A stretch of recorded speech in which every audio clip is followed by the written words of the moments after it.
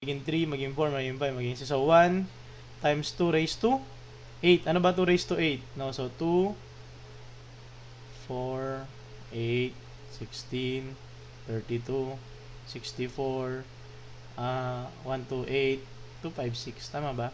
1, 2, 3, 4, 5, 6, 7, 8. 2, 5, 6.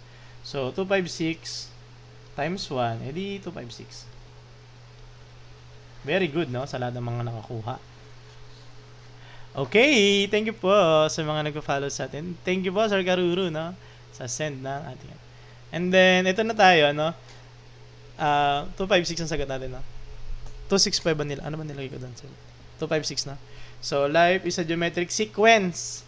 Each step forward holds the potential to double in impact, shaping the journey far beyond what we first imagine. Ano ba yung ginamit natin formula dito?